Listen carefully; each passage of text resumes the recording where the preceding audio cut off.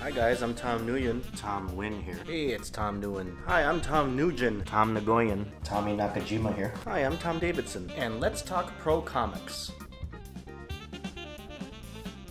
Hi guys. I'm going to attempt to do a new YouTube series of the most frequently asked questions over my career. And I've got tons of stories, tons of experience as a comic book pro. And I just thought it'd be fun to do a series of videos where I actually answer a lot of what people are curious about for me. I've been in this business for over 2 decades. So we're gonna start this off with a bang. Like, I'm gonna upload like a slew of them at first, but I hope to do this twice a week. If it gains popularity and people want more and more, I'll upload more often. So let's just start off with Tuesdays and Thursdays for now. And for this kickoff video, let me just answer a few of the most common questions, okay? One of the questions I get is, how did I break in? To make a long story less long, basically I had been drawing all my life. I love drawing, I love comic books. Met Doug Mankey back when I was 15 years old, so he kind of mentored me.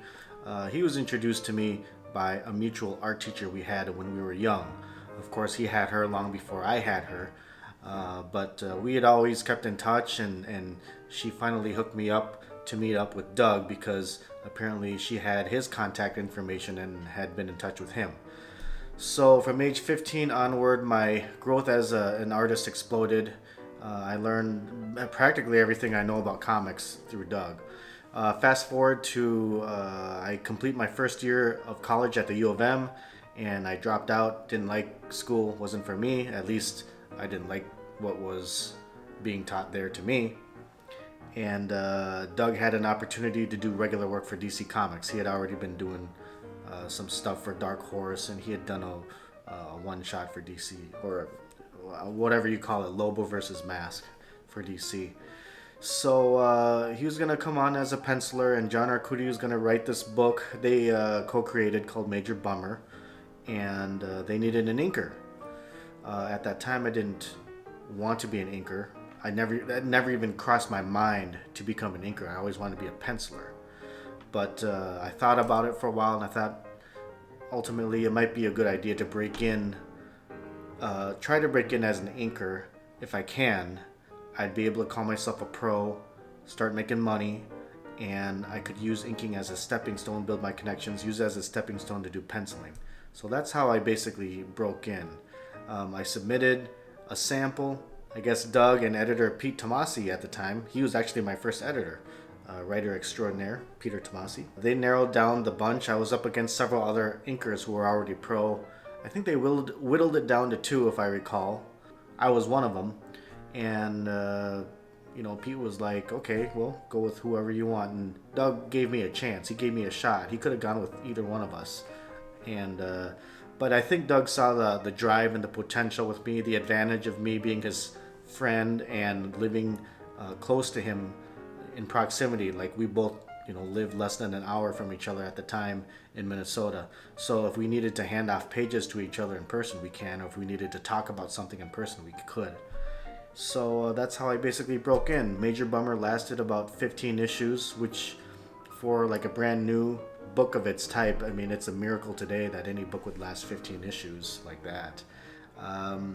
But ultimately it got canceled. I guess we couldn't find the right audience for it, but it's still to this day my favorite book I've ever worked on. It was just a fun, goofy comedy superhero book. Kind of like a slapstick comedy in a way. And I will miss it dearly. Those were good times. Okay, next question I get often is, what books did I work on? You'd be surprised how many people go up to my table and want things from my table, and they don't know what I worked on. So some of the major ones I've worked on, I think I'm most well known for like Batman Under the Red Hood, working with Judd Winnick and Doug Mankey on that. We were on that book in 2005 for about a year. They made an animated movie out of that. I worked on Green Lantern Corps.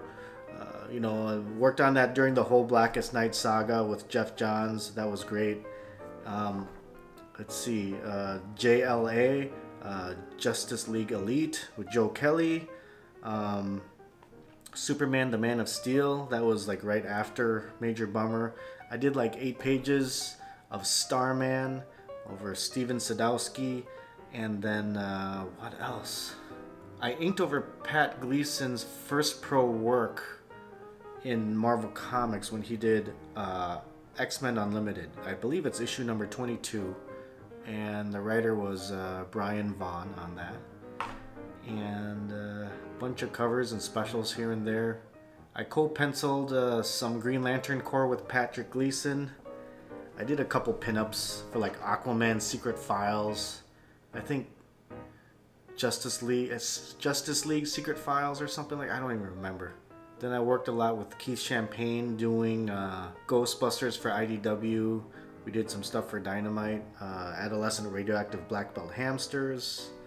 I drew a bunch of cards for Marvel Legendary for Upper Deck, a lot of the X-Men stuff. Oh geez, I can't even remember all the stuff I worked on. I guess that's a good thing. Worked on some WWE stuff with Keith Champagne. Of course, he and I went on to co-create our own graphic novel, The Switch, which came out late summer of 2018. Oh, let's see, Catwoman over Patrick Olive, and we did Barbed Wire as well. Chris Warner was the writer. Last year I did like an issue of Scooby-Doo with Pat.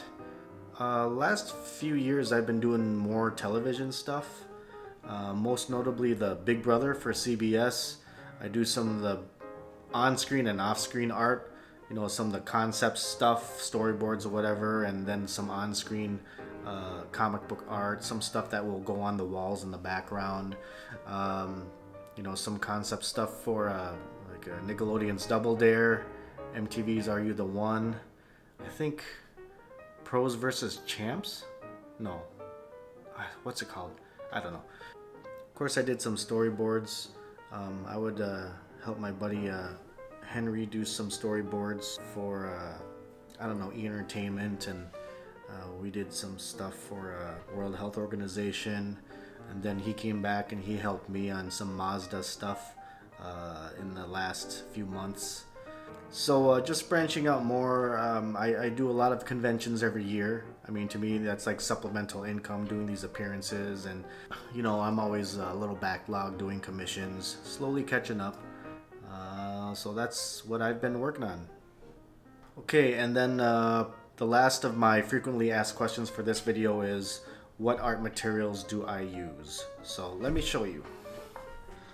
Well, I'll use a variety of things. Well, for inking, I might mess around with like these brush pens. Not too much. Like if I want to do serious hardcore inking, I'll actually use a bottle of ink and a brush. Winsor Newton Series 7. I don't know if this thing will focus. Size 1 or 2. Micron pens from Sakura.